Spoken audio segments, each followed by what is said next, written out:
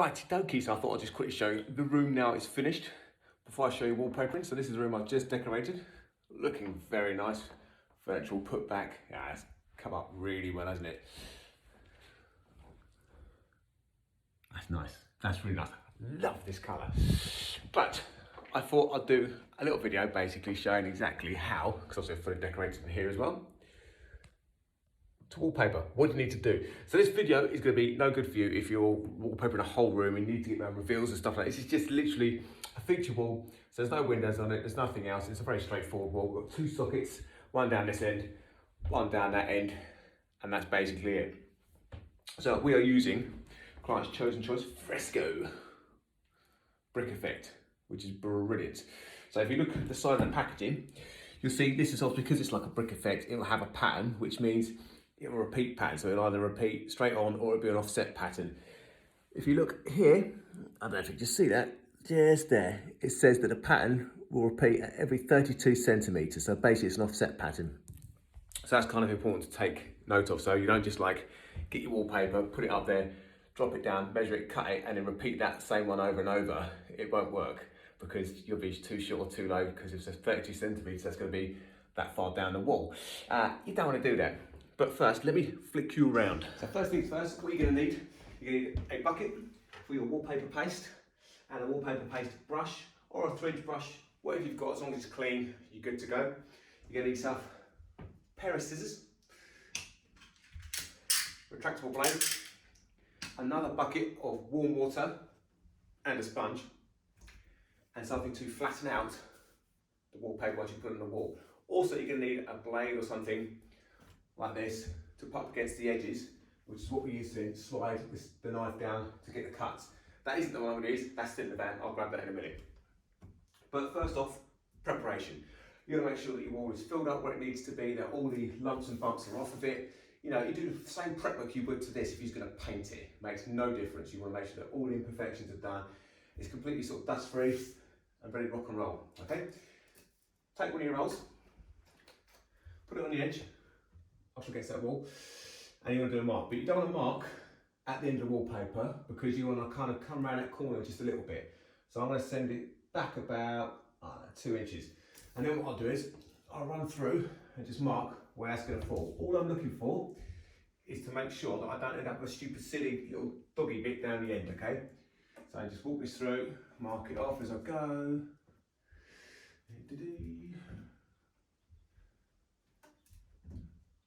All in the preparation, it always is. So that is going to be absolutely spot on. I've got the same overhang off of this side as I start with that end. So that's nice and even Stevens. The other thing you can do is, say you've got a radiator or something that's kind of in the way, you can try and plan it so that, say your radiator was across here like that, that's the centre radiator. As opposed to trying to get one that comes down there, you might want to get it so it kind of offsets to the centre of that to kind of make it a bit easier to tuck behind. As opposed to a little bit, you can kind of plan it, so you can try different situations, maybe not starting from that end. Start from whatever your object is, whatever's going to make it an easier cut, and then work backwards and see where you end up with, and then you can adjust as you need to. But like I say, this is a nice straightforward one, so that's it, perfect. So now I've got that, what I'll do, obviously the first one I'm going to hang will be down this side, or you could work right to left, whatever you fancy. But on my mark that I just did, I'm going to ping a level line. So make sure it's absolutely spot dog at wards. That'd be a certain generation coming up, isn't it? There you go, so there's my level line. So that now means the level can go back to the van actually, because I won't need it anymore. So what happens, I'll then read the instructions in here to see what the soaking time is. Only soak it for as long as it needs, so if it needs like a 5-minute soak, give me 5, 10 minutes, whatever. Don't knock up an absolute shed load. Just do enough that you can kind of crack within a sort of safe period of time, say sort of 15 minutes or so. So, you know, obviously I've done it before, so I can knock up a fair few because I'll whip through this. But you want to make sure you don't do too many because it soaks a bit too long, or you know, you definitely don't start hanging them until they've had their soak time. But that'll all be on the back of these instructions. So if I open up this one now, other good thing to have with you is a back sack ready for the crack you're going to create. Okay. So this one It says allowed to soak for at least 5 minutes. So there you go, 5 minutes my minimum. So I literally get them cut, paste a couple, and then just start putting them up. Boom. So, in order to get your exact measurement for like measuring the height, this is going to be bloody brilliant here. I'm already excited. Right, that comes up there. So he's got to hover it up there like that. I'll throw around the corner so I can see what my overhang is going to be. Make sure I've got a couple of inches hanging over the top. Drop it down, there, hit the floor, and then just bring it down a bit further. So that's just about where the skirt would be, and then just put a little tear on that point with your thumb. And then over to the table. And there's my little tear mark, there it is. Grab your scissors.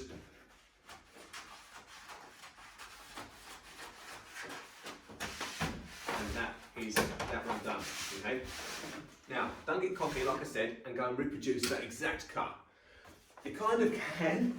You're basically about to make two separate parts, okay? So this, we'll call this part A, for example, okay? So A will be that one, it'll be the third one, it'll be that one, it'll be that one, okay? Because we've got a 32 centimetre, if I just reproduce that, put that one up, lovely, and the second one is exactly the same, then the next repeat pattern is going to start 32 centimetres down, which now means I've got a bit of wall there, so I've got wallpaper on it. And that sucks. So what I do is I line it up that way a little bit, get to roughly where the top is, right there, and then what I'll do is I'll find the repeat pattern, which is there. So I'll now make sure that I get that all the way up here, until it's got enough overhang.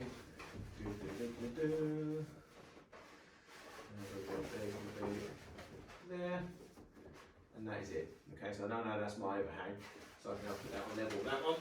And now what I'll do is I'll just again mark the top, give it a little tear, cut that off.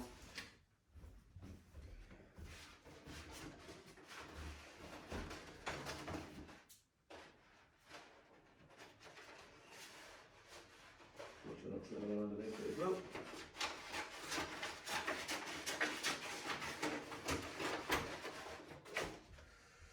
And now all I need to do is grab the top of that, turn it along that one, bring it all the way down like so, unravel. And at the bottom of that brick, it's handy having bricks actually because it creates a nice little line so I can just follow it. It's going to be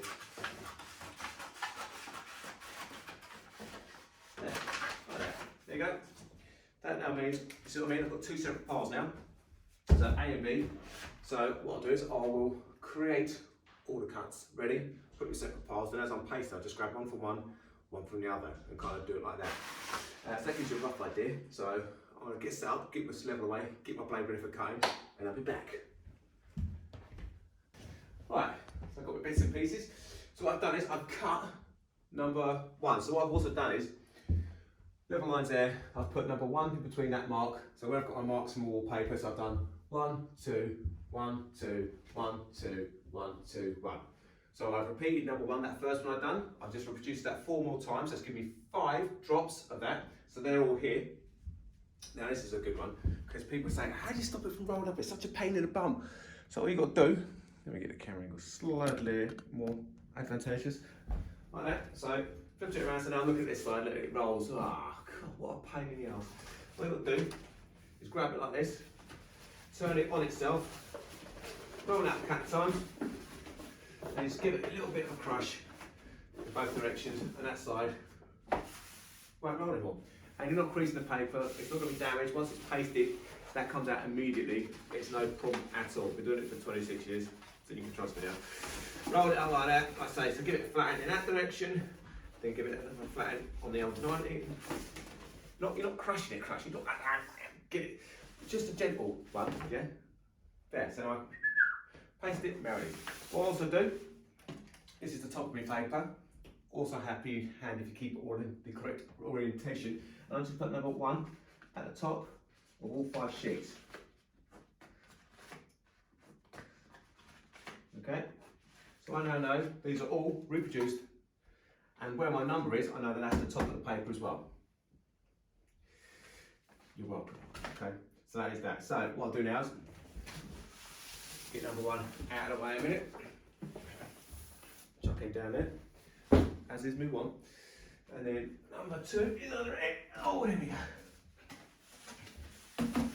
Been row two, so I'll flip it around the other way for a second. It's a bit easier for this part, I might be introducing it.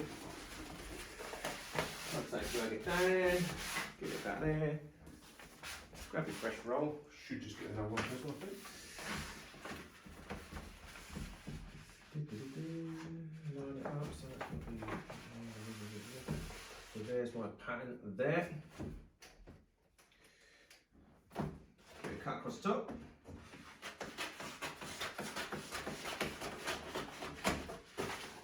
Like so. And go all the way through.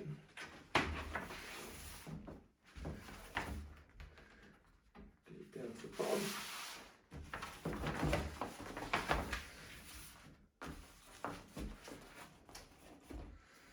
Another little cut across there.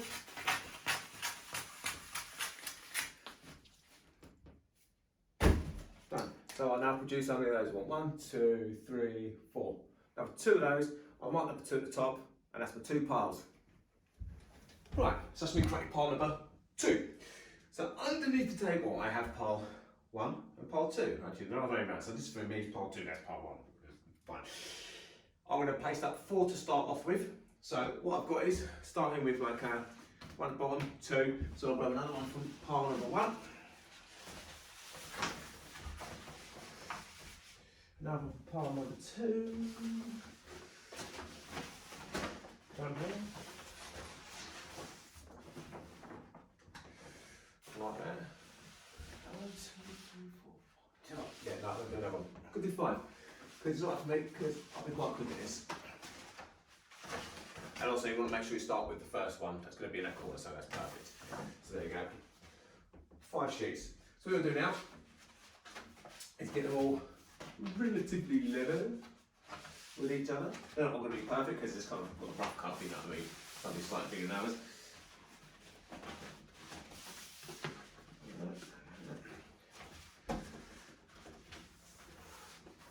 Get them all roughly batted up like that. And then what you do is put them all over to the furthest side from you, okay? Like that.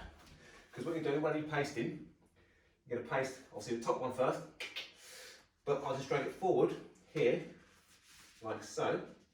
And then when I'm pasting, I'll paste over that edge so I start to hit the next one, but it won't be splatting the table and making it covered in crap, because that's a pain in the arse as well. So, let me just check to make sure it is a nice angle, so I'll just bring it a bit closer. So, what you do is, be quite liberal, you know, you want a bit of paste beneath, you don't want to sort of be a bit tight with it. So just load your brush up, and what you're going to do is that you're going to load it through the centre. You're going to make sure you get all of it as well. Yeah, no missing any, because that'll be a pain. And then when it comes to the edges, you do the crisscross, right? So that way, you know you're getting every single bit of it. Load up again. Crisscross across the edges. So I'm not hitting that edge yet.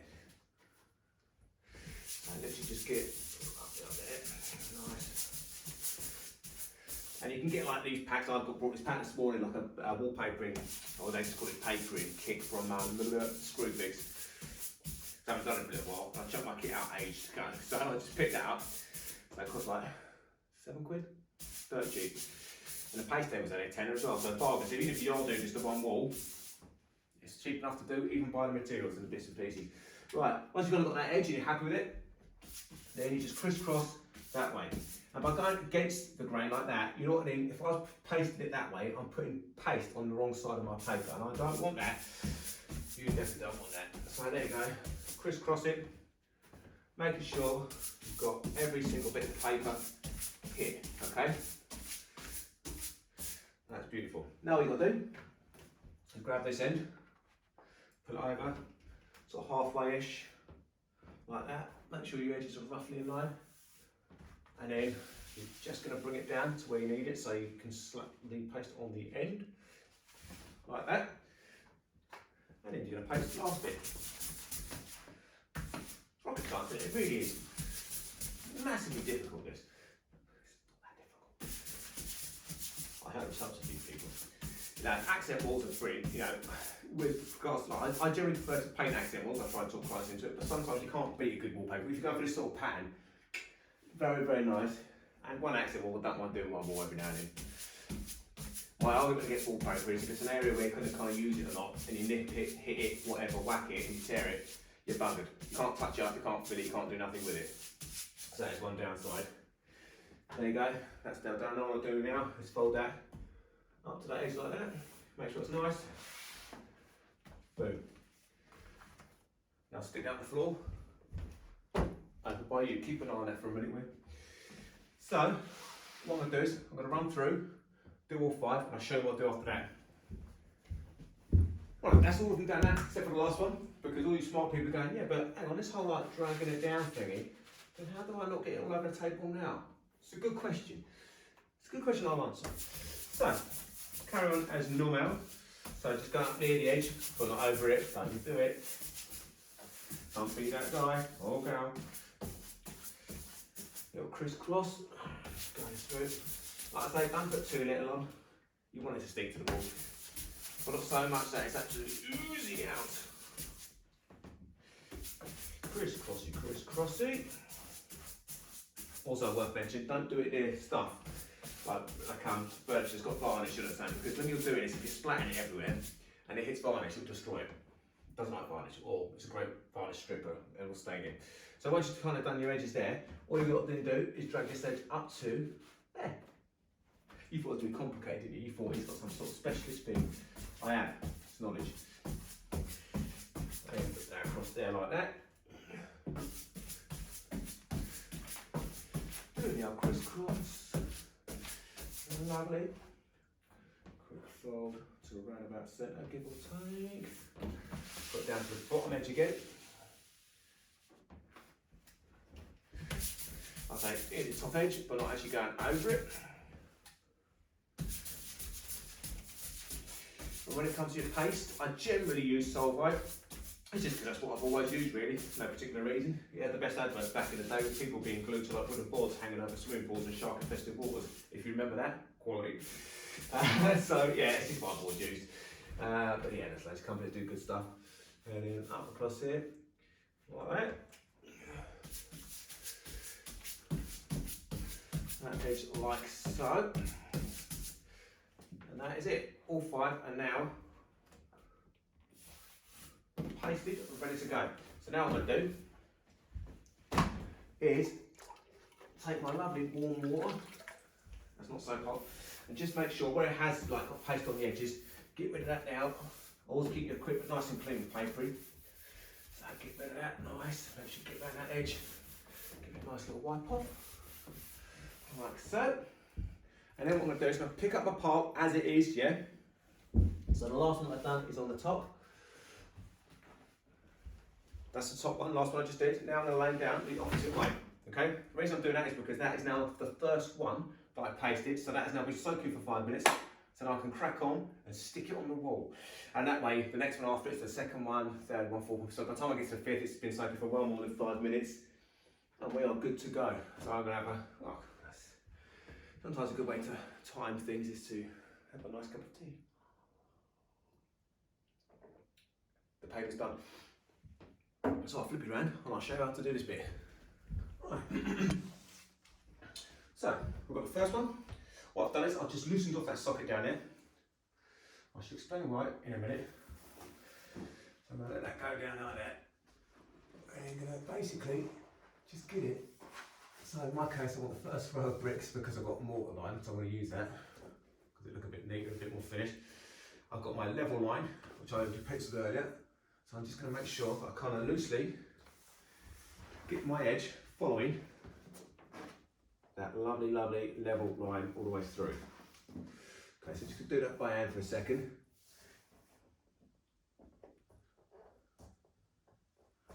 Make sure I've got it. And then grabbing our lovely little brush, you now just push it on, go in all directions. What you're now doing is you want to get all the air out from behind the paper, yeah? So get rid of all those bubbles. So I push it in all directions. You can actually flatten it off. You can see it becoming lovely flush to surface. And you want to definitely keep your eye on, make sure you just keep that line, right? Because by doing these kind of motions, you can drag the paper a bit across the wall. So always reference back to that point, right? Put it down the corner like that. So at this point, I'm just kind of getting it on there, roughly, where I kind of need it. Right, and there's the socket. Oh no, what do I do? First I adjust the camera angle, because that'd be quite useful. So, let's go into, there we go. Right, that's perfect for you. So, what I want to do now is get my Stanley plate. So, the socket is there. You can feel it through it, which is nice. Little cut there.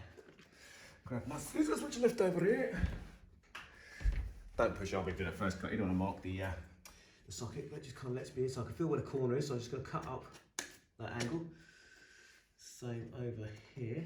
So just get the blade up. You just want to go past where you know the corner's going to be, like that. Because what a lot of people would do is they would just like cut around the socket, yeah? And you can do it, it's fine, but if you want to be a bit more professional, then this is called dressing it, okay? So we're going to dress around the socket. So there we go, that's now been cut.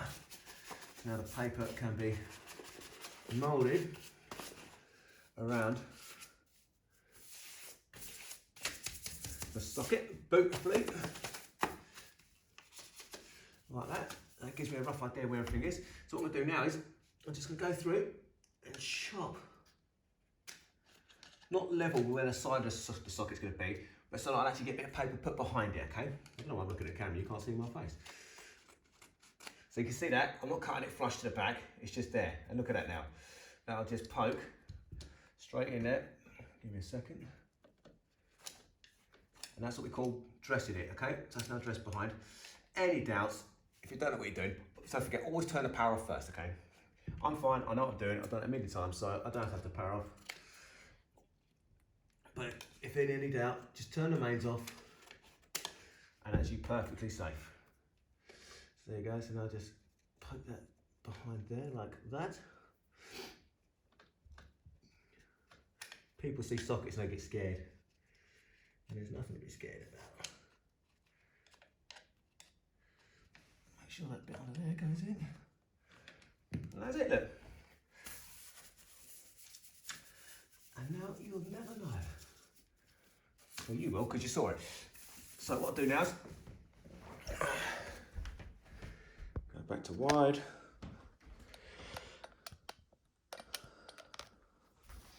So now I'm just going to make sure, right, it's definitely right along these corners. She's exactly where she needs to be. You can get spatulas to do this as well, so you can get the equivalent like these, but in plastic, and they're cool. The only thing about using those sometimes is what it can do is, because it's a flat surface, it drags it, which is great, it gets a lot more like air bubbles, but you're dragging the paper, you are pulling it sometimes, and then it ends up, you've got a line that's slightly squiffing a bit out, whereas a brush, you can't go wrong with it, you know. It'll get the air out nicely, get it nicely pushed onto the surface, without the necessary big physical dragging of it. So once we've done that, come back up here with our scissors, hopefully you can see that. So in the corner, just poke my finger into that corner, so I can see where it is. Put a little cut across like that. And then grab my flat blade, poke that right into the corner, get my retractable blade, and just gently bring it across, moving the blade every time.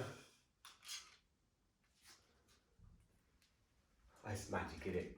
Absolute magic. And then do the same in this corner. Oh, I love a new blade. It's so nice.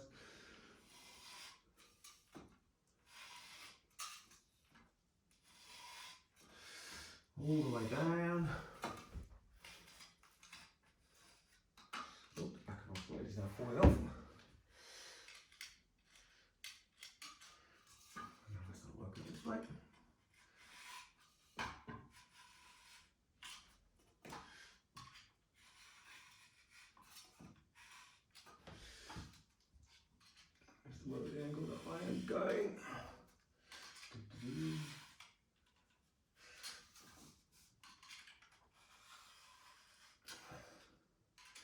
Again, now come down to the very bottom bit. What I'm going to do is poke it into the corner again, so I know exactly where that is. Keep your eye on it. Chop it out from there. There you go.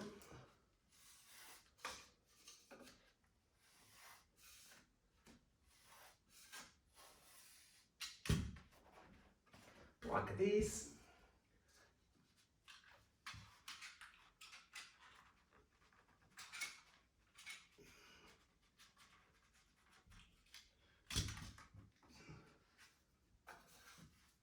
All I have to do is just keep the blade on the edge as you pull it.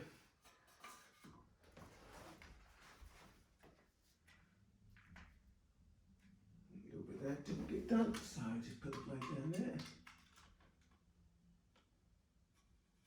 Like that.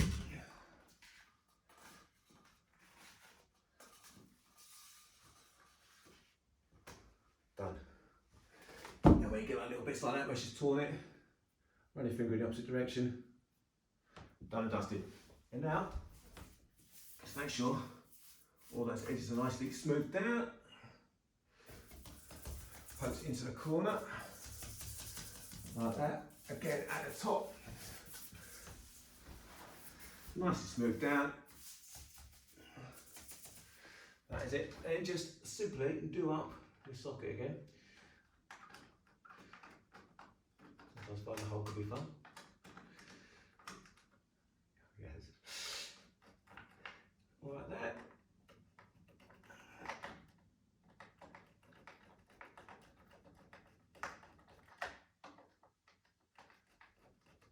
And there you go. There is your professional finish.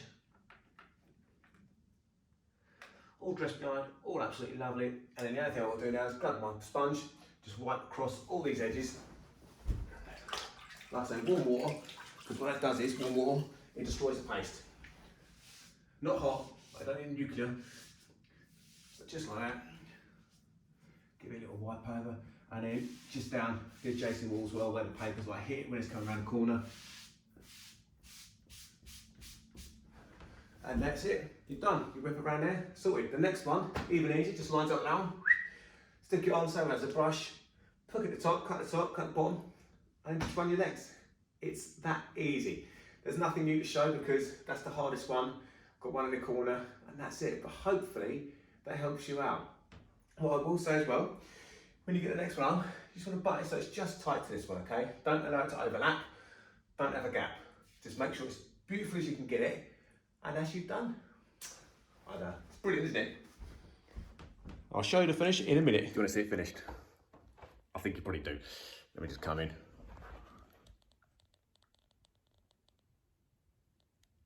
Now that's nice, isn't it? I've always liked the brickwork one. It's the first time I've ever, no, second time, tell a lie, I did it for my cousin Andy. Sorry, cousin Andy, I completely forgot. But look at it. If I keep that still enough, if you didn't know, you would say that could be real brick. The effect is that good.